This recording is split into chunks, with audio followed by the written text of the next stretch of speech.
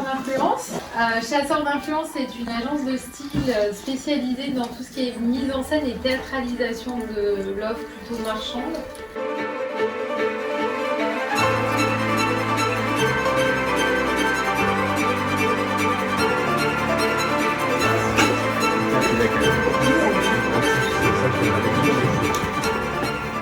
J'ai vendu entre autres, et avec cet argent-là, j'ai créé une association au Mali qui intervient principalement dans la santé avec la culture d'une plante donc, qui s'appelle l'artémisia et qui guérit le paludisme. Et on cultive donc l'artémisia pour une zone de 16 villages où il y a à peu près 25 000 personnes et les gens guérissent.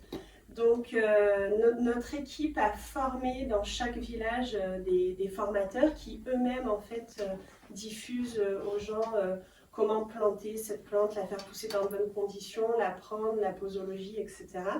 Et petit à petit, le projet s'est développé. Là, on vient de finir la semaine dernière notre première formation ouverte au grand public donc, au Mali. On a pu former là 41 personnes qui sont reparties donc, dans différents endroits du Mali avec leurs graines, leurs tisanes et qui ont passé 4 jours en équipe à apprendre comment cultiver cette plante et puis se soigner avec l'artémisia.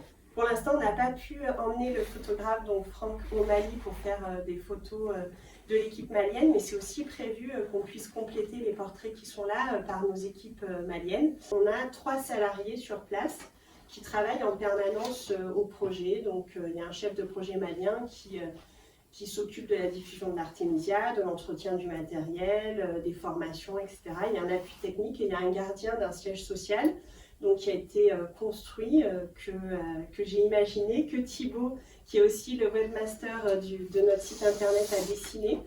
Derrière, il y a un jardin médicinal avec une variété de plus en plus grande de plantes qui soignent d'autres choses que le paludisme. La suite du projet, c'est de construire un centre de médecine traditionnelle pour pouvoir transformer la plante en tisane. Notre première récolte nous a permis d'obtenir 90 kg de tisane et donc il nous faut des locaux pour pouvoir pérenniser notre filière professionnelle et pouvoir continuer à diffuser cette artémisia le plus loin possible.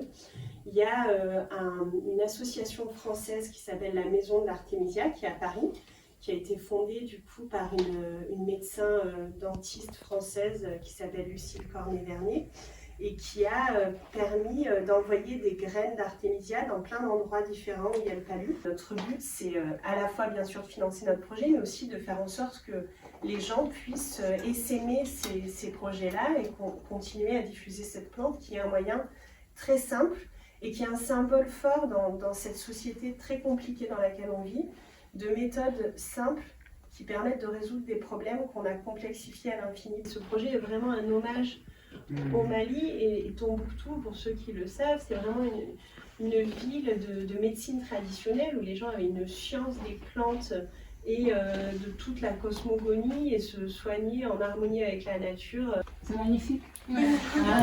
Bravo.